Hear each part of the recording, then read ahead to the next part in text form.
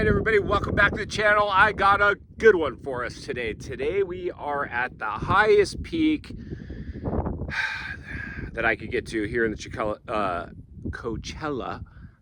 Say that 3 times fast. You probably can. I don't know if I can. I'm not even going to try. But we're on the XR 300, CRF 300, I'm sorry. I always get confused because I have an XR 400. I can't say Coachella 3 times fast. And I just called my bike an XR 300 when in fact it's a CRF 300L, possibly the best bike ever created on Earth. Now, I wouldn't go that far, but this bike is the unicorn bike.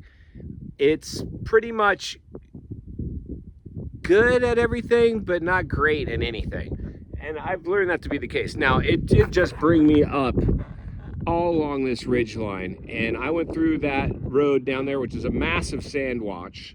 I started in the city over here. I boned out, I caught some pavement, then I saw and man, that's all BLM land out there, dude. You keep going, you're in Joshua Tree National Forest, which is really tempting. That's the I-10 freeway way off in the distance, but you can go for days. For me, it gets a little boring just riding dirt roads, and even though this bike, I can tell, isn't as happy being, you know, put to the test, I went along all this little mountain range right here until I couldn't anymore, and then I grabbed the sand wash, and I just climbed this service road, which takes us to this radio tower, cell tower, whatever we got going on here. But down over there is Palm Springs.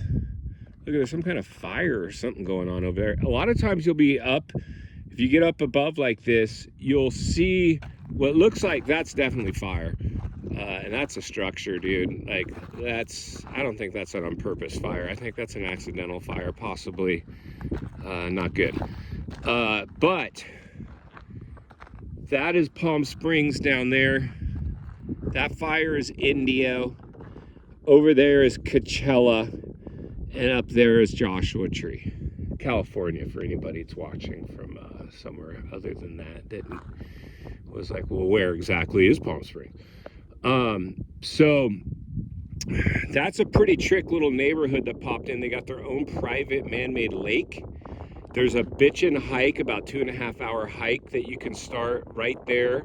About from that neighborhood, you cut across, you can go winding all through that mountains, and then it spits you back out. It's a fun little hike for sure, and just a trippy, a lot of little like caves and holes in the rock, and this really kind of trippy natural stuff going on. You can see we got some kind of plant down here where we're harvesting something, dirt, gravel, I don't know.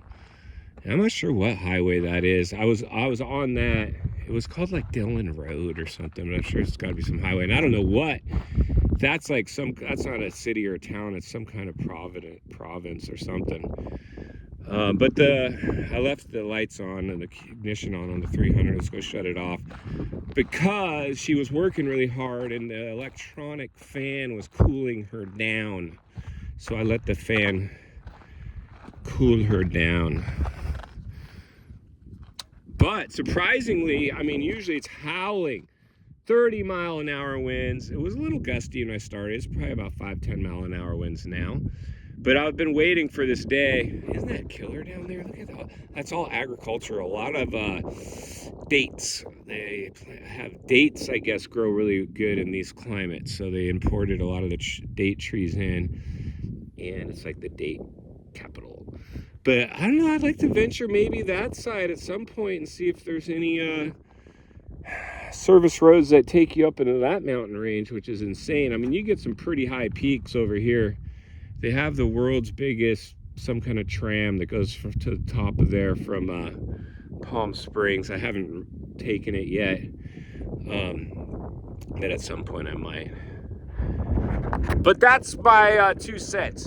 The CRF 300, you know, it is not the best bike ever made, but it's a fun bike. It's a bike to have in your arsenal. If if you're like, I don't know, you're getting up there and you're trying to back it down like me a little bit, like I don't really want to back it down, but I know I probably should.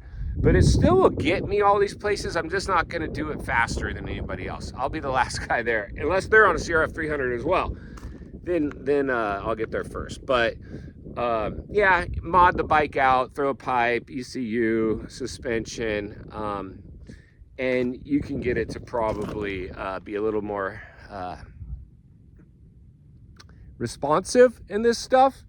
But for me, I gotta keep my XR 400, which is really what I should be using out here, because I hate to beat the tar out of this 300 because it's such a pretty bike. I really actually just keep it for the street and a little bit of dirt. But right now I couldn't help myself. I traveled out here in my Sprinter van. I'm in stealth camp for the week, and I wanted something really stealthy, electric start. I wouldn't have to sit there and kick my XR 400, make a bunch of racket. And but I wish I had it now, because it would be much funner in this stuff than the 300. But still, plenty of fun nonetheless. If you appreciate the content, give the video a like, subscribe to the channel, leave me a comment below. I'd love to hear from you. See you on the next video.